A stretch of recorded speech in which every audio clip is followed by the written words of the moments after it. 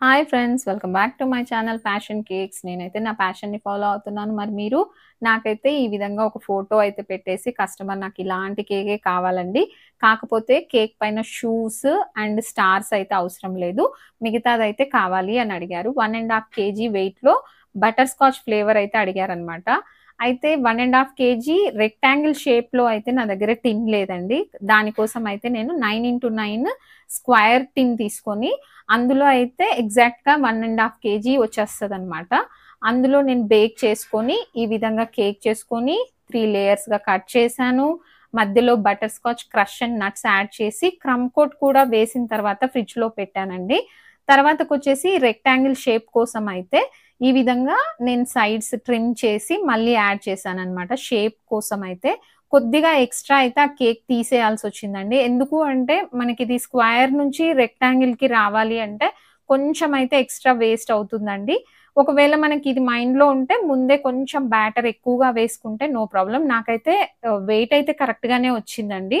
ఎందుకంటే మళ్ళీ మనం డిజైన్ చేసే దాంట్లో కొద్దిగా ఎక్స్‌ట్రా యాడ్ చేస్తే సరిపోతుంది గదండీ! క్రీమ్ కానీ వేరే ఇంకేదైనా కూడా. ఆ విధంగా అయితే సెట్ చేసేసాననమాట. ఓకేనా?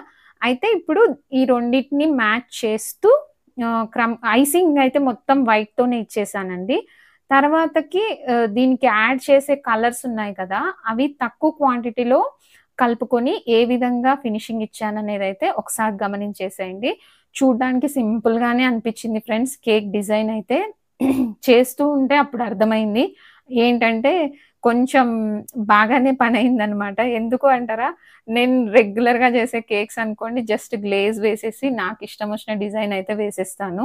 ఈ విధంగా కస్టమైజేషన్ అడిగినప్పుడు మీకు కూడా చూపించడానికి ఒక వీడియో అయితే నేను చేయడానికి ఉంటుందనైతే ఒప్పుకుంటున్నాను.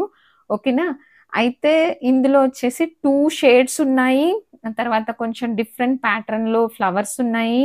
తర్వాత డీటెయిల్స్ చాలా ఉన్నాయన్నమాట. చూడ్డానికి సింపుల్‌గానే ఉంది కానీ దగ్గర దగ్గర ఒక 4 పైపింగ్ బ్యాగ్‌లయితే కలర్స్ కలుపుకొని వాడాల్సొచ్చిందండి.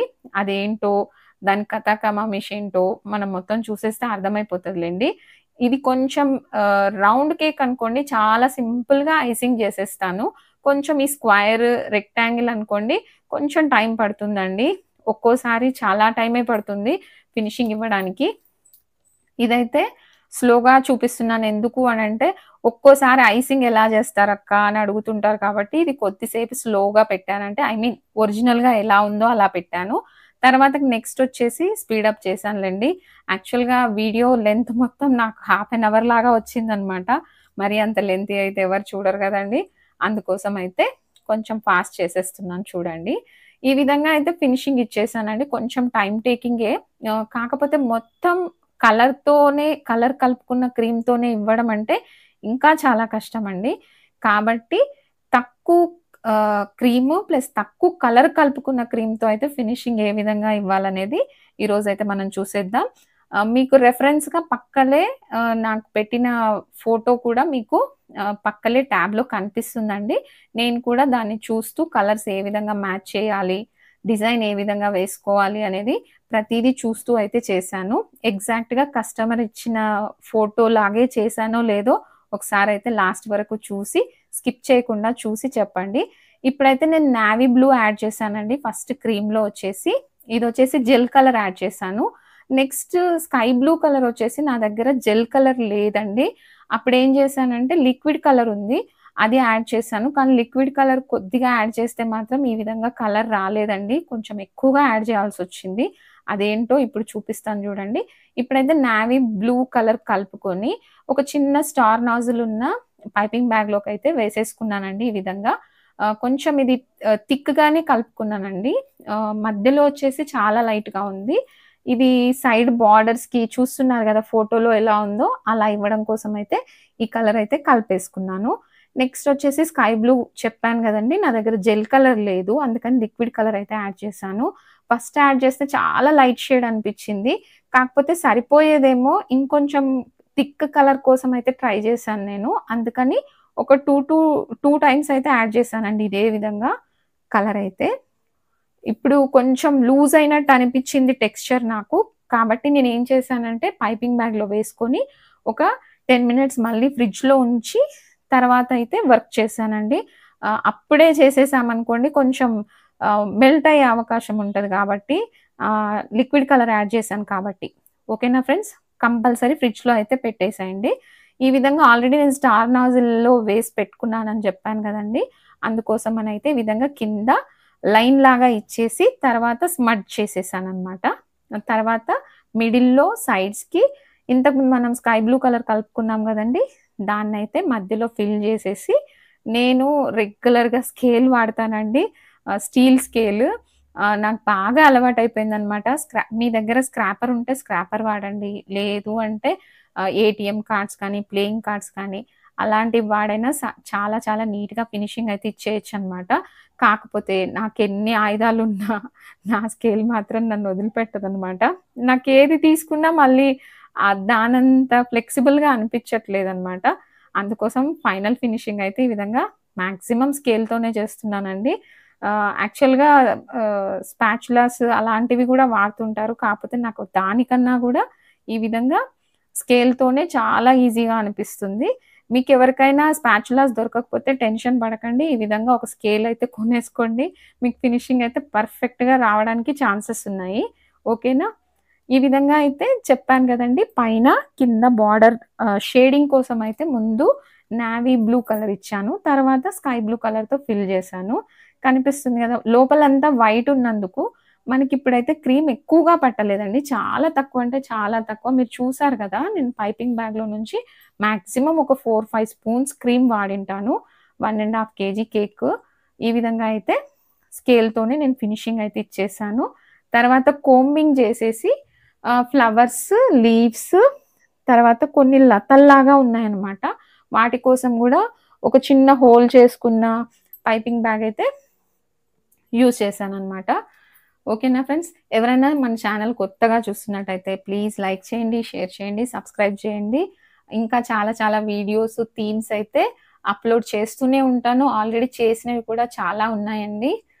డైలీ లైవ్ కూడా చేస్తున్నానండి. 11-12 మధ్యలో అయితే నా లైవ్ ఉంటుంది. నేను స్పెసిఫిక్‌గా క్లాసెస్ అని ఏం మెన్షన్ చేయట్లేదు. ఇప్పుడు సపోజ్ నాకు ఆర్డర్స్ ఉన్నాయనుకోండి, అవి మాక్సిమం ఎంత వరకు వీలైతే అంతవరకి నా ఆర్డర్స్ అన్ని లైవ్‌లో కంప్లీట్ చేస్తున్నాను. లేదు కొంచెం లేట్ అవుతుంది అనుకుంటే మీకు చెప్పి లైవ్‌లో నుంచి స్కిప్ అయ్యి ఈ విధంగా వీడియో పెట్టడానికి ట్రై చేస్తున్నాను. మరి మీకెలా అనిపిస్తుందో ఒకసారైతే కామెంట్ చేసి చెప్పండి ఫ్రెండ్స్. ఓకేనా?